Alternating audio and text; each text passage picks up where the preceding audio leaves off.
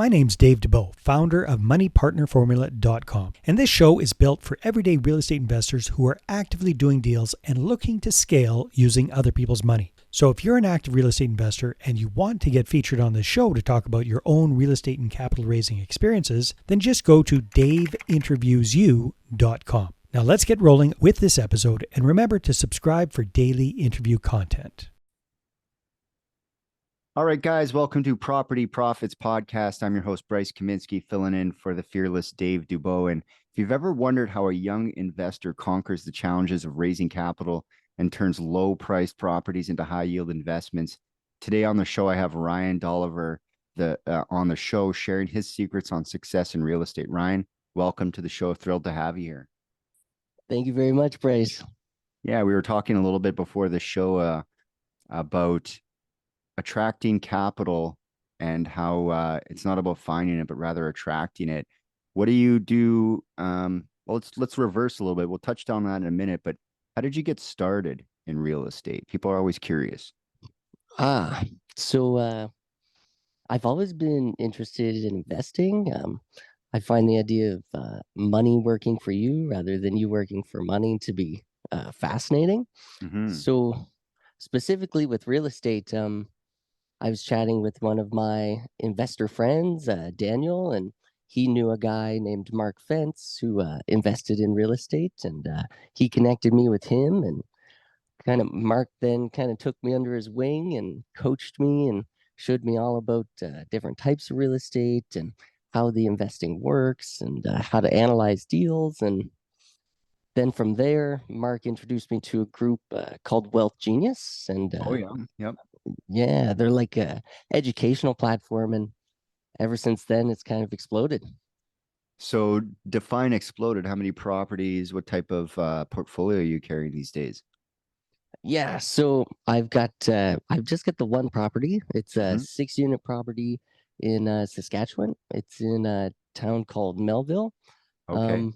Yeah, but it's a great property. It's really solid. I got it for a really good deal. And I think like what I meant by exploded is like my knowledge of the opportunities that are out there has exploded. Like I feel like I can see the opportunities way better than I could before now. Yeah, analyzing them, and as we touched on, raising capital a little bit before the show, having capital in mind when you're looking at deals really helps to feel secure. Like I could take this down if I so choose to. So that's right. Why Saskatchewan? What intrigued you about that particular property? How did you end up investing there? Yeah, so what intrigued me about that property initially was a lower purchase price. So it's 6 units, and I bought it for $162,000. Oh wow, good for you. Yeah, so that was mind blowing for me. Now, those are kind of numbers where everyday people can enter the real estate market. Yeah. So did you pull a mortgage on it? How'd you finance that thing? Yes.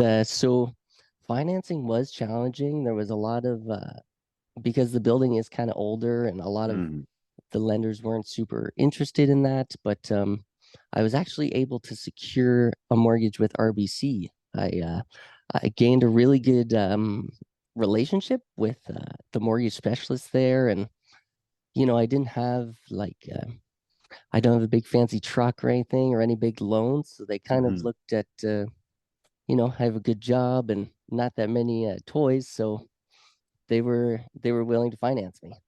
Nice. So how many years ago was that, or when did you purchase that thing? Yeah, I purchased that back in April of this year. And what type of, being that it is in a smaller market, what type of cash flow or what type of rents are you seeing on those units? Yeah, so I'm seeing an average of about $700 in rent. But if you do the math, it's I get it for around 27,000 a unit. So, You do way better than the 1% mark. We're almost at the two, or we're past the 2% mark here. So Mm, it's yeah, it's doing a pretty cash, good. yeah, it's a cash flowing asset for sure. Yeah. So is that part of your strategy moving forward to continue to find these like smaller markets? Are you going to continue to invest in that market itself, or what's the plan there? Yes, so I do plan on partnering up with another investor. There's another building in Melville that he wants a little bit of help managing, and I'm I've got the time to help him manage, so we're gonna do that. I do really think there's a lot of hidden gems in these secondary and tertiary markets Mm. in terms of cash flow. Yeah, Absolutely. people are finding really great multifamilies um, outside of the big markets, than the primary markets, and it can be a little bit scary investing at arm's reach. How do you manage the distance and the disconnection between where you are and where the property is? Yes. So for me personally, I have on-site caretaker. He helps with a lot of stuff. All the doorknobs and the light bulbs that need to be changed. Hmm. It's a long ways for me to go out there. It's about an 8 hour drive from where I live, so it's a serious distance, right? So he's my guy when it comes to all the things that you need an on-site person for. Yeah, well, definitely that's a great pro tip is, if you're at arm's length, you might as well have someone living in the building. So do you give them a discount? A lot of people get a discounted rent for the guy, and how does that work? How do you manage with him? Yeah, so Well, he uh he actually doesn't live in the building, but he lives in a house that's about 2 minutes down the road. So might hmm. as well. Um, and I pay him a property management fee, 10% of gross rent, and yeah, we kind of do it like that. So what's a lot of times when we're looking at these secondary markets, what's the economic driving force that people are using to pay the rent out there? Because that's always a big thing. It's like, okay, let's say we found a multi-unit. How are where do they work? How do they bring the money to the table? Right. So in this town specifically in Melville, there's a pretty big rail hub, especially like train hub that is pretty significant for the size of the town. Like there's always trains going through there. They're always carrying freight that's headed across Saskatchewan or to Alberta. So I definitely think that helps with the economy here. Yeah, and so before you invested in that market, what sort of like due diligence went into investing in this secondary or tertiary market like this? So for me personally, I think what scares a lot of people is the vacancy, right, in these secondary Hmm. markets. Hmm. So I like to post some ghost ads on Facebook to kind of see like, okay, if I set the rent at this and kind of these terms of the lease, how many people are interested? And I kind of gauge it based off of how many people message me, not necessarily click on the ad, but send me a message. Is this available? And for this property, when I did it, I got about like 30 messages in a couple days. Wow. So it's a very competitive rental space. Is probably people that are working, in or around that industry because that's probably one of the biggest concerns I always have when I'm looking at smaller markets is like how are they going to pay the rent? So um, that's a great pro tip again, send us put up some ads before you decide to acquire the thing and see what kind of action you get to see because I do know some like investors that are in secondary and third markets where they'll take a rent because they have to, they'll take a tenant because they have to, hard to fill a Right. unit, right?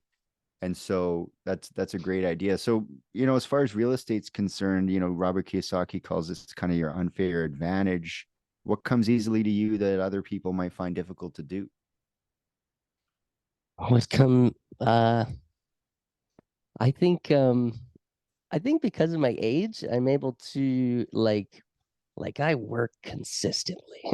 Like I work an 8 and 6 shift, and I pretty much after my 8 days are done, I switch into real estate and start working on that job. And I think when you're younger, you can sleep less and work more, and that's probably my unfair advantage.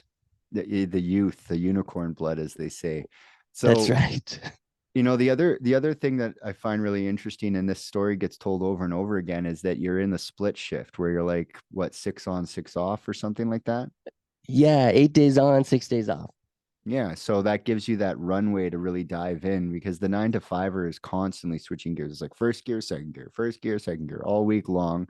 And you're like, Right. you can really ramp into your work that is the main income driver for your own self.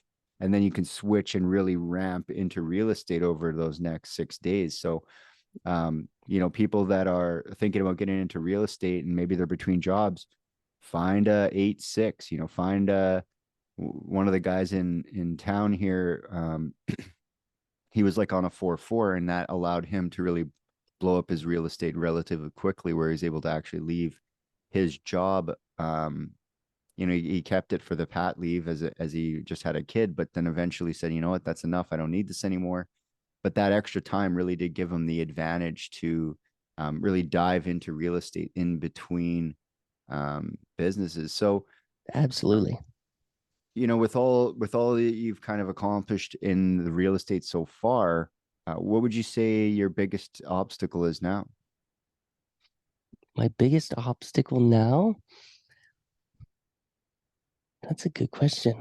I would say my biggest obstacle, I'd say just maybe because of the timing. I know I specifically look in the Saskatchewan and Alberta markets the most, and Mm-hmm. right now it's definitely a buyer's market. There's lots of properties for sale compared to in 2020, 2021.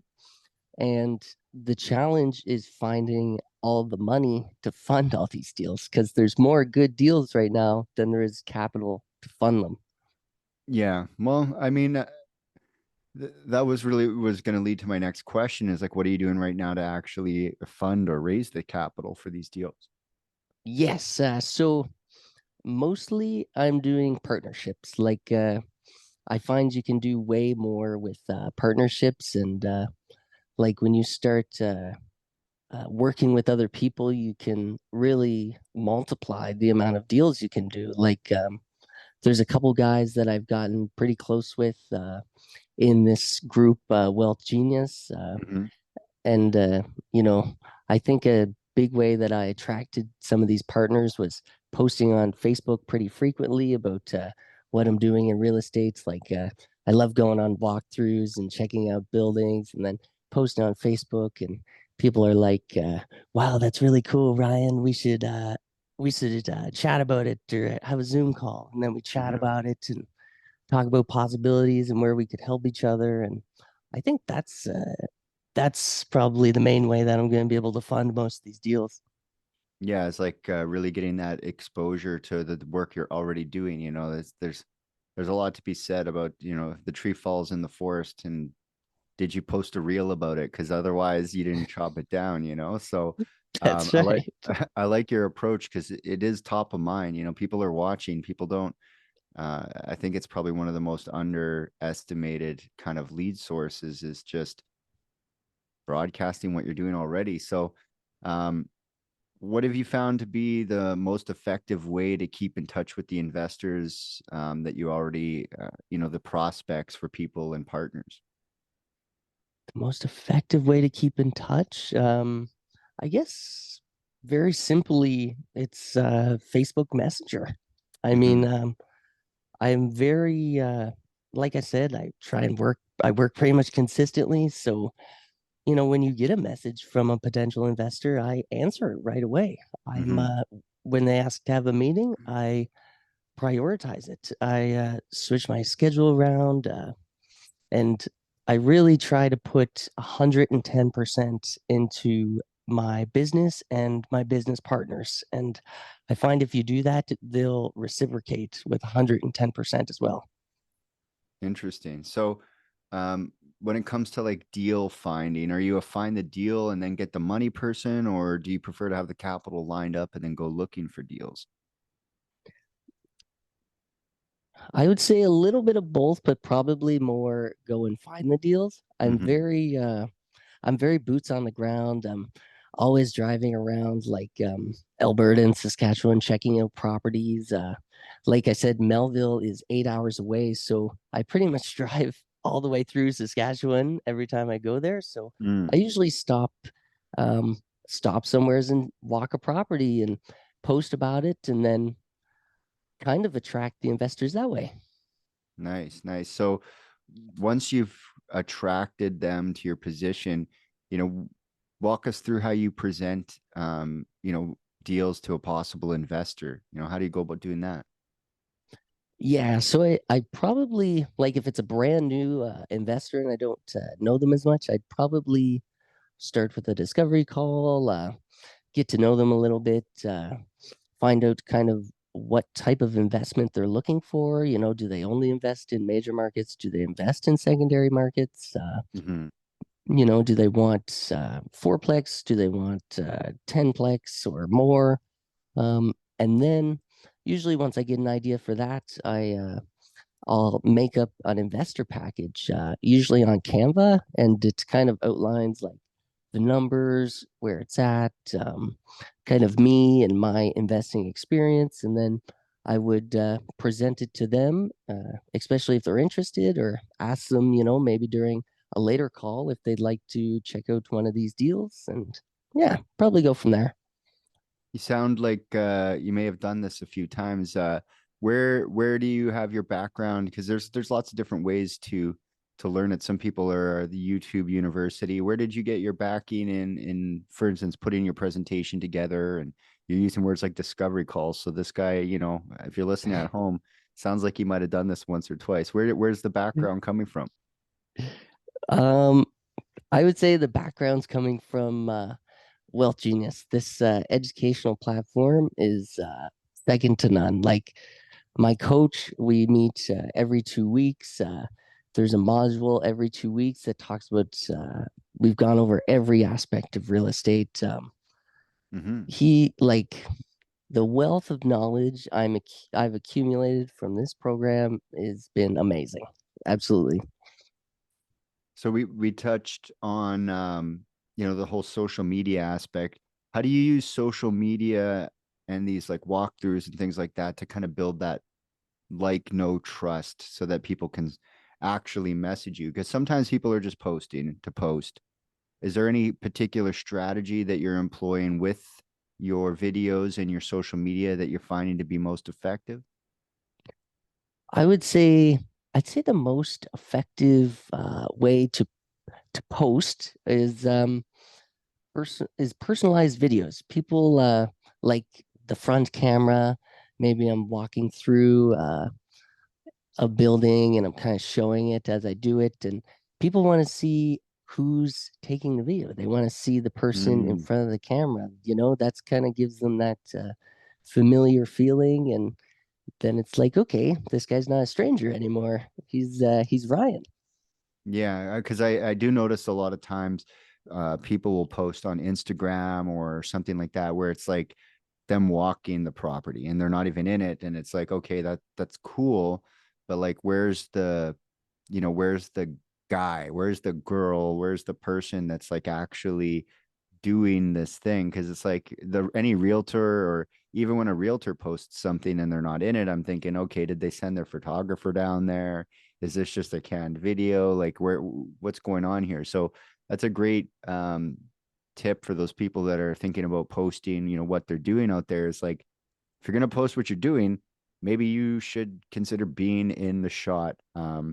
Absolutely. Do you worry about your hair and how you're looking or anything like that when you're doing those videos? Or how do you kind of get over that mindset of like, I don't look good enough for the camera? Um, I guess well, experience helps, but knowing that authenticity is the most powerful part of your video. Like people want to see you. They want to see something authentic. They don't want a copy. If they see Mm, that uniqueness, I find it really intrigues them. yeah, definitely. And do you spend any time when you're doing those videos focused on the message? Do you think about what you're going to say before you get in there, or do you just, or maybe early on maybe you did and now it's more natural? Like how do you go about the presentation with your videos? Because I think people want to get into that, but they're a little bit afraid of like the main hurdles, like, oh, what am I going to say? So like how do you overcome that challenge? I think at first I was a little nervous, but I think it comes more naturally now. Like especially like for the example of walking through a building, I pretty much just take myself on a tour and explain kind of what's around and what I like and what I think is nice. And like, ooh, this finish looks really nice, or oh, Pump I the don't know deal if I like, tires, yeah. Pump yeah, the deal up, and also show like, because I think it's really important that that when someone's wanting to invest with you, they're watching the video, that um you're kind of showing how you evaluate deals. That's one thing that I always do when I'm walking a property. I say, um, these are the things I'm looking at. These are why they're important. And, people really right. resonate with that. So do you focus more on like the numbers or on the deal when you're doing your walks?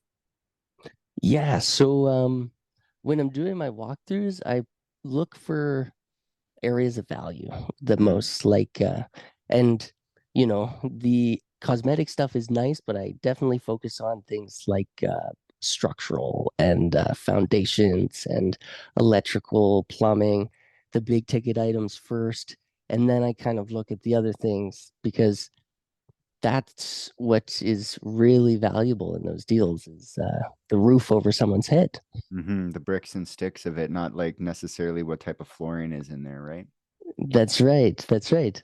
So, this is going to be an easy one for you to answer. If people want to, connect with you, they want to watch your videos, they want to find out more about you. How do they find you? What should they do? They should find me on Facebook. My name is Ryan Dolliver, so RyanDolliver,